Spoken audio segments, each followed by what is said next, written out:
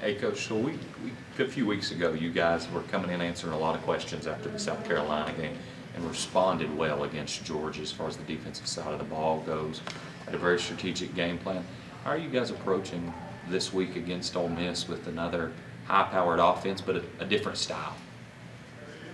Yeah, it's just another challenge. It's another week. We're going to have a lot of these throughout the year, and so the goal is just like we talked about going into you want to go into every game, but we specifically talked about going to the Georgia game. It's just that focused execution all the way through practice in the meeting rooms. Take it out, unwavering effort and.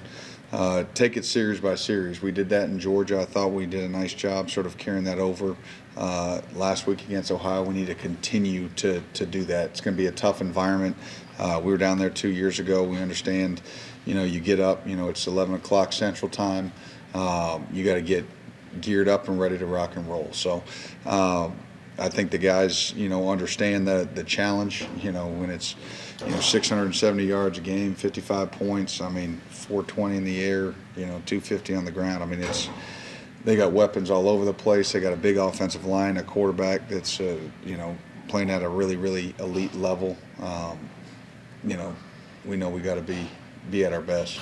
How difficult is it for the scout team to simulate the speed and the tempo at which they play? Yeah, it's impossible to simulate it. You just try to do the best you can to try to get as many quality reps in as you can. But it's hard for anybody in the country to simulate what they do, and especially at the efficiency that they do it at. They've got 8 seniors, 2 juniors, guys that have been in the system for a long time.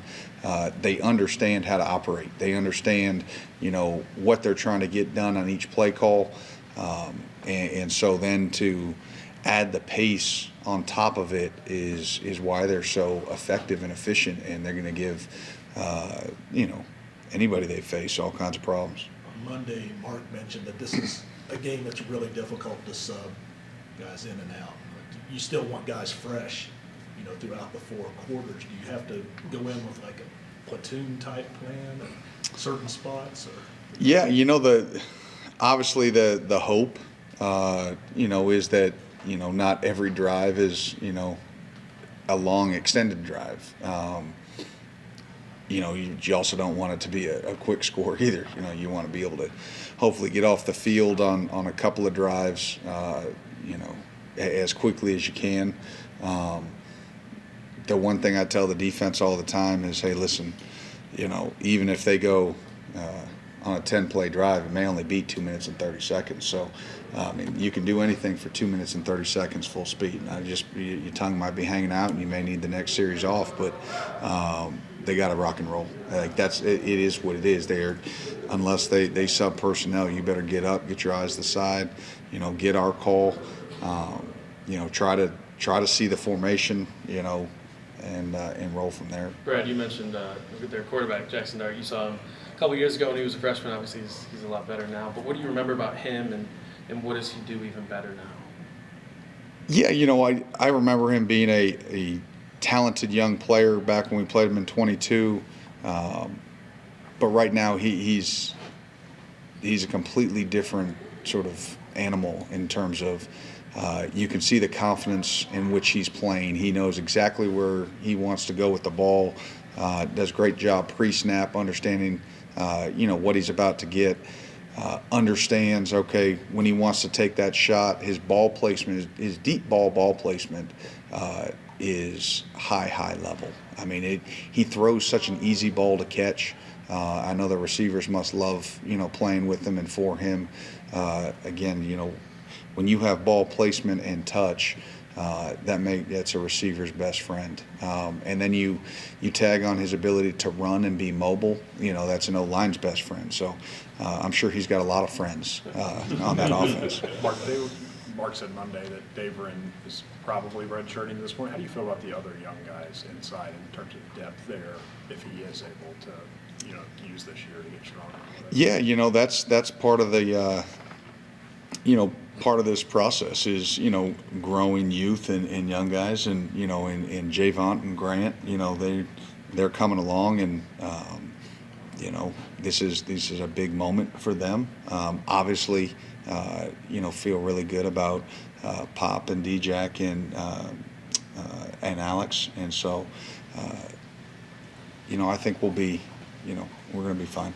Coach, you guys had some, in the South Carolina game, you had some, you know, just a couple plays where the coverage broke up and they got behind the safeties there. And you guys talked about that you would respond to that, and you did in the Georgia game. What's the conversation with those guys in the secondary this week? Because you know that Ole Miss is going to be throwing the ball a lot. Yeah, I mean, obviously, you know, anytime you give up big plays over the top, it changes games, and you know, there's a lot of pressure on those guys in the back end because if they make a mistake, there's nobody there to fix them. So they have to play really, really well. But the entire defense has to play well.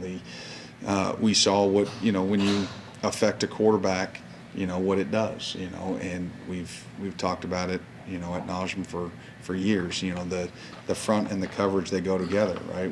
If you can affect the passer, it makes it better in the back end. If you can get stickier, you can make them hold it for one more second. It makes it better for the pass rush. So both sides are going to have to play really well. We're going to have to do a good job of, you know, trying to create some turnovers.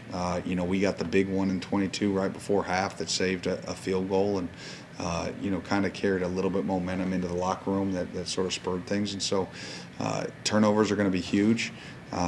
You know, red zone stops are going to be huge. They're super efficient there, but I don't think there's a single stat offensively this year that they're not efficient. So we know that there's going to be a challenge every step of the way, and you know, you can't look ahead. Like really, like every single drive, you just have to focus on that, put it behind you, move to the next one. Kind of playing on that, the turnover thing. I thought it was interesting last week. JJ said that you guys have been working on specific things to create turnovers and pick up balls, and he got a turnover. Have you guys emphasized that once again this week, or is it? Yeah, I mean, that's something that we do before every practice. We have a turnover circuit that we do, and you know, sometimes those things show up, sometimes they don't. Like, you try to emphasize it, because usually a lot of times what you emphasize you know, comes to fruition. So you know, we try tips and overthrows and punch outs and all those things. You know, the big thing is obviously trying to, you know, the scoop and score aspect. Obviously, first and foremost, you want to recover the football. If you got a good opportunity to bend your knees, you know, sink your hips and scoop it and run, then we'll take advantage of that as well. But first and foremost, if we can secure the ball, that would be huge for the offense. You know, and we've got to do a great job of, you know, not just stopping them, but if we can stop them early and create some, you know, positive field position for the offense, you know, and not always have them in a position where they're having to go the length of the field. Brett, how much, and you kind of touched on it a minute ago, but how important in a game like this, facing an offense like this, is it to shake it off? If they make a big play, they make a big play, and move on to the next play and don't let things snowball on you. Yeah, you have to. And, you know, the thing about big plays, especially when you're on the road, that we have to do a great job in terms of minimizing them, is it's really a momentum crowd booster. And, you know, so if you give up a big play touchdown, you know, the crowd is electric. And then they kick the ball off, and now they're on defense with an electric crowd. It makes it even harder on your offense. And so we have to do our part to try to relieve some of that, you know, and but it's hard. I mean, I forget what the number is. It was something crazy in 4 games. I think they had like 93 plays over whatever it was, double digits, and then Like plays over 10 yards. yeah, something like 30, that.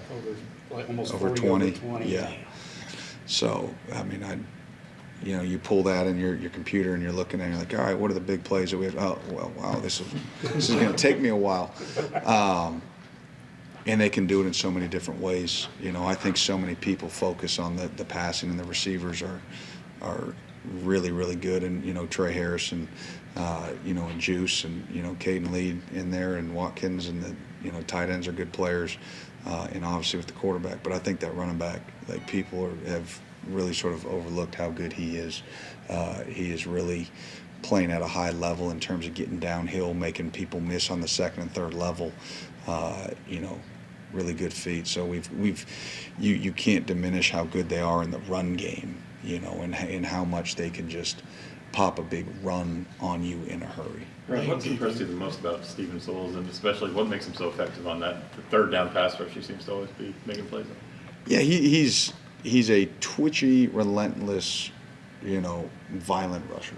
He loves contact. He just loves football.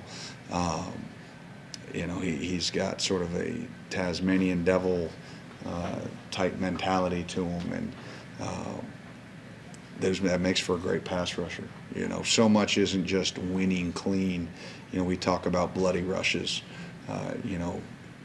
So much in terms of pressure and sacks come from bloody rushes, and effort and strain.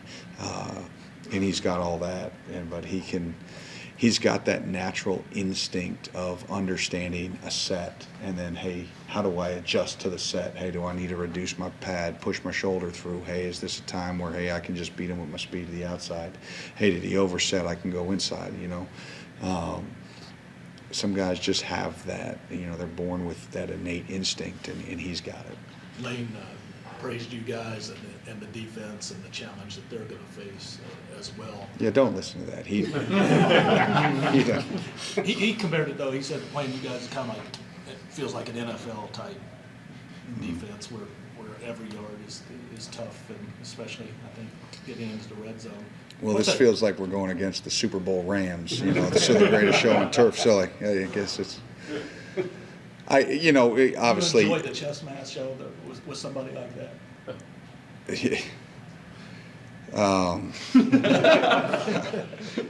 The ulcers would probably say no. Obviously, it's a great challenge for everybody. It's a great challenge for our players. It's a great challenge for our staff. We understand, he's as good of an offensive mind as there is in football, not just college football, but football in general, and his ability to adapt, offensive schemes to be effective is unique and rare and special. And so, yeah, I mean, it's not just the play, it's hard on all of us. And in the tempo in which they play, along with the skill and the precision of which they call plays, there's a reason they're the number one offense in the country. Okay, folks, thank you very much. Thank you, Brad. This is the opportunity, really, the opportunity to compete against the best. Games like this, they've been happening a lot for us lately, but just want to get a win, trying to add into the W column, especially in SEC play. But just know we got to come out and play, be ready to adjust to the tempo early, got to match the tempo, and just be ready to play 4 quarters. You were ready to play against Georgia. Yep. What is it about the big games, and this one being the first road SEC game of the year, what is it about the big games that get you excited? Just like I said, those opportunities you come across them like a handful usually, but a handful of times. But being me in my last year in college football, I just want to leave everything I got on the field week in and week out. Want to leave no plays left on the field. Everything that's supposed to come from me or be from me, I want it, I need it. So that's just the biggest part of it. Yeah. How do you defend against the deep threat that they pose, Zion? Just executing our calls, communication pre-snap, and just being where we're supposed to be post-snap. Coach gonna put us in positions to succeed. So as long as we do what he tells us, and we'll be fine. We'll be ready to play. As a guy who didn't have offers to play in the SEC out of high school, do you let yourself sit back and say, how cool it is to be in these big moments? No, for sure. I think about it all the time. Just really grateful to be here, really happy to be here.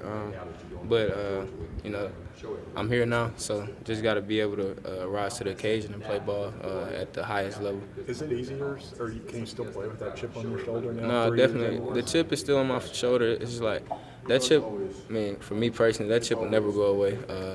I still think I'm doubted in many ways, still overlooked in many ways. So every week in and week out, I'm out to prove it. I'm the best at what I do. Just how do you feel doubted? It's a lot of internal motivation here, and I would say, just me being around. I've been around, played a lot of ball. never had a preseason accolade, never talked about postseason, you know. So it's just one of those things that you just got to come see it. Yep.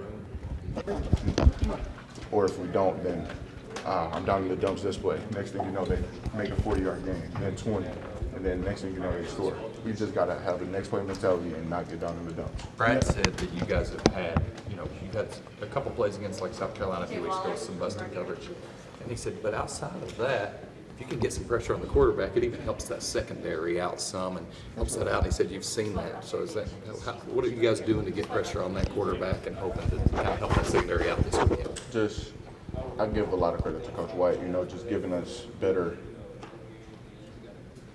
defensive fronts to get just straight fan blocks, straight one-on-one blocks, to knowing if we get that slide, we can backdoor it, to giving us more freedom on the defensive front to try and affect the quarterback more.